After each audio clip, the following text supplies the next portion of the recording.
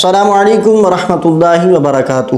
آج کل ہمارے معاشرے میں کئی خواتین، کئی لڑکیاں اس حوالے سے بڑی پریشان ہوتی ہیں کہ مردوں کو تو جنت میں حوریں مل جائیں گی، لیکن عورتوں کو، خواتین کو کیا ملے گا؟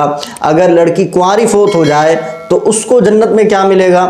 اور اگر ایک شادی اس نے کی اور فوت ہو گئی تو وہ جنت میں کس کے ساتھ رہے گی؟ اور اگر وہ عورت کہ جس نے ایک کے بعد 2 یا 3 یا 4 شادیاں کی ہوں تو پھر وہ جنت میں کس کے ساتھ رہے گی؟ اس حوالے سے مفید معلومات دیے بندہ ناچیز کاشف مدنی آپ کی خدمت میں حاضر ہے۔ تو دیکھیے، پہلا سوال تو یہ تھا کہ کنواری لڑکی جنت میں کس کے ساتھ رہے گی؟ تو دیکھیں، کنواری لڑکی جنت میں نیک آدمی کے ساتھ رہے گی، کسی نیک بندے کے ساتھ اس کا نکاح کر دیا جائے گا تو وہ جنت میں اس کے ساتھ رہے گی۔ اور اگر کنوارے ختم ہو جائیں تو اس کنواری لڑکی کا نکاح کسی پہلے سے نکاح یافتہ بندے سے کر دیا جائے گا، کسی شادی شدہ سے کر دیا جائے گا اور وہ جنت میں اس کے ساتھ رہے گی۔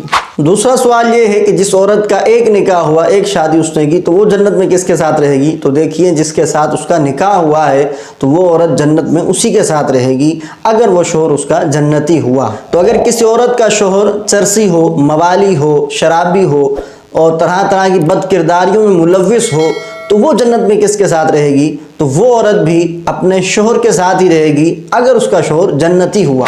تو اب اگر کوئی بولے کہ میرا شوہر تو چرسی ہے، موالی ہے، تو کیا میں جنت میں اس کے ساتھ رہوں گی؟ تو جی ہاں، آپ جنت میں اس کے ساتھ رہیں گی، مگر پریشان نہ ہو۔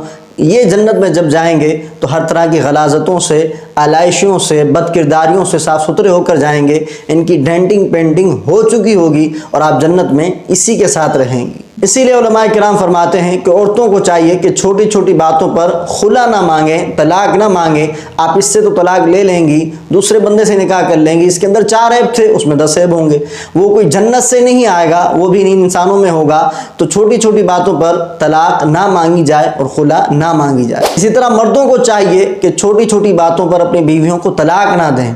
آپ اس کے اندر 4 عیب دیکھ رہے ہیں، اگلی کوئی جنت کی حور آپ کے پاس نہیں آئے گی، وہ بھی اسی دنیا سے آئے گی تو اس کے اندر 10 عیب ہوں گے۔ پہلے والی بیوی اٹھ کر چلو ناشتہ بنا دیتی تھی، اس کو آپ جو کام بولتے تھے چلو تھوڑی دیر سے وہ کر دیتی تھی۔ اب کی جو بیوی آئے گی وہ بولے گی اپنے لیے ناشتہ بنا رہے ہو تو میرے لیے بنا لینا، میں سو رہی ہوں مجھے اٹھا دینا۔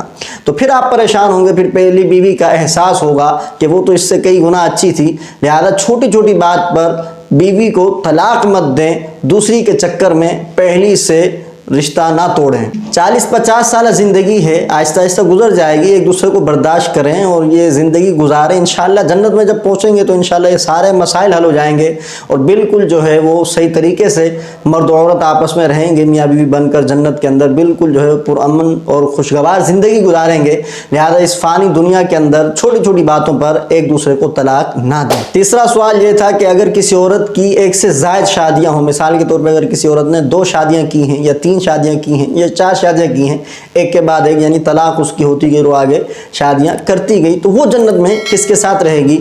تو اس حوالے سے حدیث پاک میں کیا آتا ہے؟ حضرت ابو درداء رضی اللہ تعالیٰ عنہ سے روایت ہے کہ رسول اللہ صلی اللہ علیہ وآلہ وسلم نے فرمایا کہ عورت جنت میں اپنے اس شوہر کے نکاح میں دی جائے گی جو دنیا میں اس کا سب سے آخری شوہر تھا، یعنی جو آخری شوہر ہوگا عورت اس کے ساتھ رہے گی۔ اور اس حوالے سے ایک اور حدیث پاک بھی ہے کہ جسے ام المؤمنین حضرت سیدتنا ام سلمہ رضی اللہ تعالی عنہا نے روایت کیا ہے، عرض کرتی ہیں یا رسول اللہ صلی اللہ علیہ وسلم، بعض عورتیں دنیا میں 2، 3 یا 4 شادیاں کر لیتی ہیں، یک کے بعد دیگرے، ایک سے طلاق ہو گئی پھر دوسرے شادی کر لی، اس طرح اگر کوئی 4 شادیاں کر لیتی ہیں تو پھر مرنے کے بعد وہ جنت میں اکٹھے ہو جائیں، ان کے جو شوہر ہیں وہ اکٹھے ہو جائیں، تو وہ جو عورت ہے وہ کس شوہر کے لیے ہوگی؟ تو نبی پاک علیہ السلام نے ارشاد فرمایا کہ اسے اختیار دیا جائے گا اور جس خاوند کا اخلاق سب سے اچھا ہوگا وہ اسے اختیار کرے گی اور کہے گی کہ اے رب عز و جل، میرے اس خاوند کا اخلاق سب سے اچھا تھا، لہذا اس کے ساتھ میرا نکاح فرما دے۔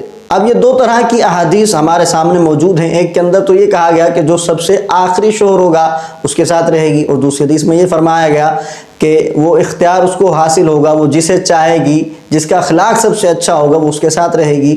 تو ان میں آپس میں ٹکراؤ ہے یا نہیں ہے؟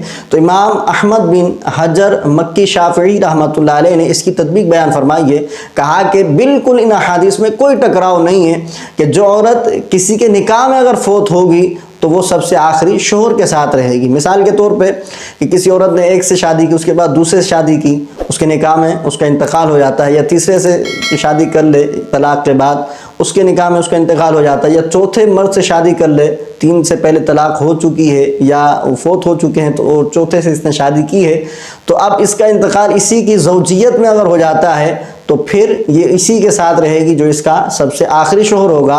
اور اگر اس عورت کو 4 جگہ سے طلاقیں مل چکی ہوں، یعنی پہلے اس نے شادی کی طلاق ہو گئی، دوسری جگہ شادی کی اس کو طلاق ہو گئی، تیسری دفعہ شادی ہوئی طلاق ہو گئی، یعنی وہ اب سب سے اس کو طلاق ہو چکی ہے، چوتھے نے بھی اس کو طلاق دے دی اور وہ اسی حالت میں مر گئی، یعنی کسی کے نکاح میں نہیں تھی، تو اب وہ جب جنت میں جائے گی تو اس کے سامنے جب اس کے شوہر ہوں گے تو اب اس کو یہ اختیار حاصل ہوگا کہ وہ جس کے ساتھ رہنا چاہے رہ سکتی ہے۔ اب وہ دعا کرے گی، یا اللہ اس میں سے جو فلاں میرا شوہر ہے اس کا اخلاق سب سے اچھا تھا تو مجھے اس کے ساتھ کر دے۔